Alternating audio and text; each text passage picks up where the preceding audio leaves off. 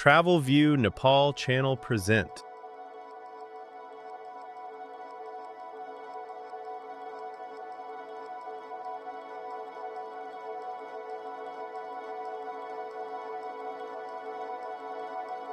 फागु पूर्णिमा अर्थात् होली।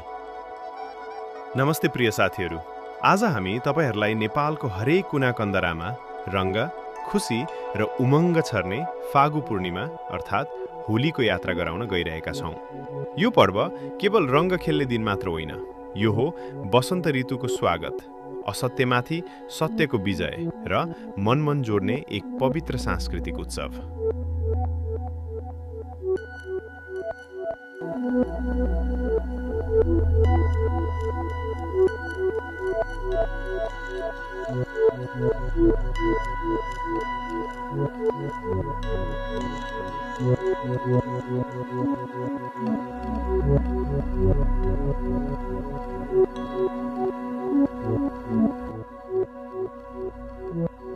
नेपालमा होलीको औपचारिक सुरुवात काठमाडौँको ऐतिहासिक बसन्तपुर दरबार क्षेत्रबाट हुन्छ। यहाँ प्रत्येक वर्ष परम्परागत रूपमा चिर ठड्याउने चलन रहेको छ। रंगीन कपडा, झण्डा र ध्वजाले सजाइएको यो चिर वसन्त ऋतुको आगमनको प्रतीक मानिन्छ। चिर ठडाइएसँगै काठमाडौँ उपत्यकामा होलीको रौनक सुरु हुन्छ र मानिसहरूको मन रंगीन हुन थाल्छ। अब लागौं पहाडी भेगतिर।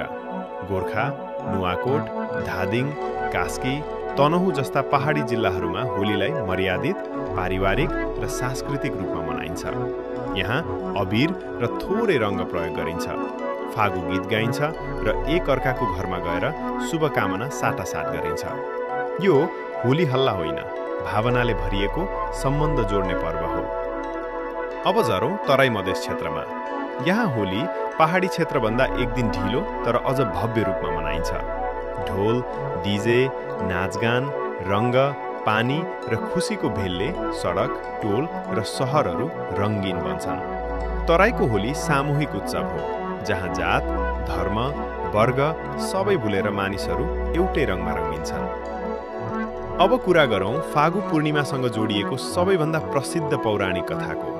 अत्याचारी राजा हिरण्यकशिपु, जो आफूलाई नै भगवान मान्थे, तर उनका छोरा प्रहलाद भगवान विष्णुका परम भक्त थिए। राजाले धेरै यातना दिए, तर प्रहलादको आस्था अडिग रह्यो। अन्ततः होलिका दहनको दिन होलिकासँग आगो नजल्ने वरदान हुँदाहुँदै अहंकारका कारण उनी स्वयं जलेर नष्ट भइन् र प्रहलाद भगवानको कृपाले बचाइए। यही हो असत्यमाथि सत्यको विजय। होलीलाई अझ जीवन्त बनाउने अर्को कथा हो भगवान कृष्ण र राधाको। ब्रजभूमिमा कृष्णले राधा र गोपीहरूसँग रंग खेल्दै प्रेम, आनन्द र मित्रताको सन्देश फैलाए।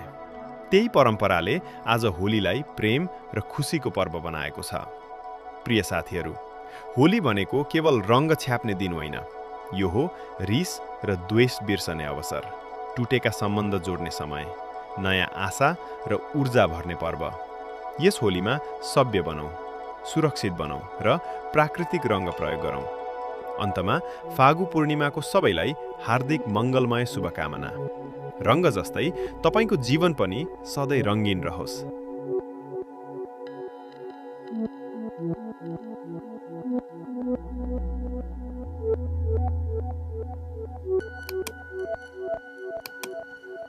अन्तमा भिडियो कस्तो लाग्यो?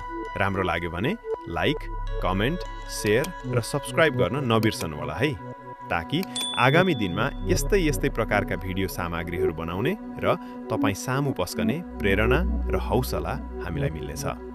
आजलाई बिदा दिनुहोस्, अर्को भिडियोमा फेरि भेटौँला। धन्यवाद।